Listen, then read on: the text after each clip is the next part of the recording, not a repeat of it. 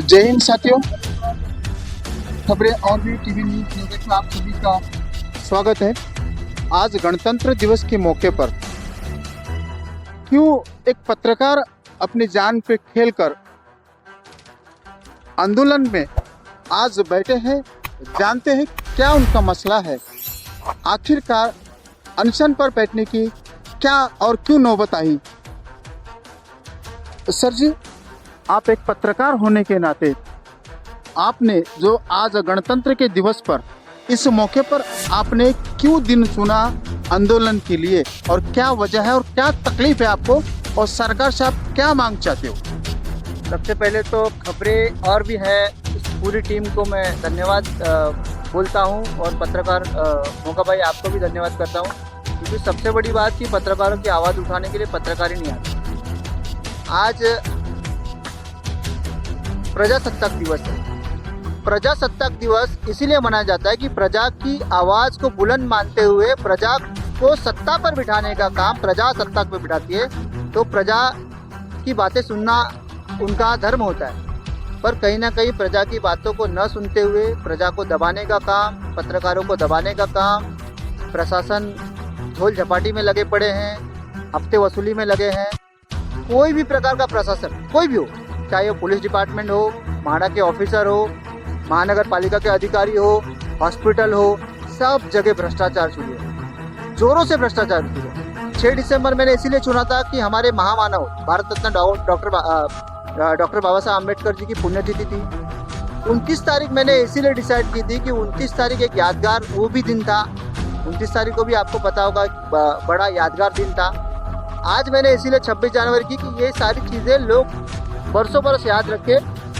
लोग मेरे मरने का इंतज़ार कर रहे हैं। डिपार्टमेंट है ना, पुलिस डिपार्टमेंट, मेरी मौत की सुपारी लेके बैठे। जो ड्रग्स के पैडलर हैं उनको बचाकर मेरी सुपारी ली इन्होंने, और इसकी जो सुपारी है वो मैं खुद, मुझे लगता है मैं ही उनकी सुपारी लेके चबा के खा जाऊँगा और मैं निकल जाऊँगा। अब ये ऐसे डीसीपी जो हमारे जोन 12 के डीसीपी स्मिता पाटिल मैडम है, सबसे बात कि पुलिस प्रशासन होता किस लिए है? सर्वसामान्य जनता की आवाज़। ये पब्लिक सर्वेंट है। पब्लिक सर्वेंट मतलब पब्लिक के नौकर जिसे कहा जाता है।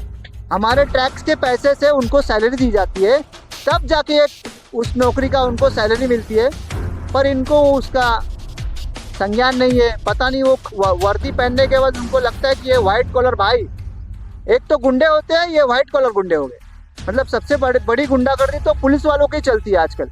पत्रकार अगर कोई आवाज़ उठाए तो उसको ऐसे फर्जी केसेस में अटका दो कि वो नहीं बोले, उसका पूरा परिवार नहीं बोले, और बाकी कोई पत्रकार भी नहीं बोले। मुझ पर आज की तारीख में 10 से 12 एफआईआर करने के बाद भी मैं निरंतर लगा पड़ा हूँ। कई एफआईआर खुद ही आके कंप्लेंटर वापस ले लेते, मुझे पता भी नहीं चलता है। कई मानहानि के दावे लोग कर देते हैं, फिर आके खुद कोर्ट से निकाल लेते हैं। ये सारा खेल चल रहा है, और ये सारी मिली भगत जोन 12 डीसीपी स्मिता पाटिल के कार्यकाल में हुआ है। ये पैसा लेके मुझे तड़ीपार करना, मेरा आवाज़ दबाना, ये जो काम है वो स्मिता पाटिल डीसीपी मैडम एक महिला होने के बाद भी उनको अपने भाई पे दया नहीं आ रही। मैं उनको हमेशा अपना भाई बहन कहता हूँ, पर उनको अपने भाई की दया नहीं आती है। उनके भाई की सिर्फ इतनी मांग थी कि ड्रग्स, चरस, गांजा, अफीम, अवैध बांधकाम के आड़ में जो देश के द्रोही हैं, जिनके ऊपर मकोका और देशद्रोही के मुकदमे दर्ज हैं, ऐसे लोगों को हमारे विभाग से हटाना, यहाँ पे शांति सुव्यवस्था को बरकरार रखना, ऐसी मेरी मांग नाजायज है क्या उनको लगता है? ये भी मेरा सवाल है उनसे। देश का रक्षक ही अगर भक्षक बन जाए, जरूर ऐसे नौजवानों को आमरण उपोषण की ज़रूरत है, क्योंकि भारत देश का संविधान का चौथा स्तंभ हमें कहा जाता है। देखिए, आपने जो इस मुद्दे को उठाया है, जरूर कहीं ना कहीं गलत हो रहा है। सर जी, आप और पत्रकार संघ के साथ में आए, आप क्या कहना चाहोगे? मैं इन्हें समझाने आया हूँ और इनका साथ देने आया हूँ। समझाने ये आया हूँ कि ये कर रहे हैं, बहुत अच्छा कर रहे हैं, ऐसे ही करते रहें।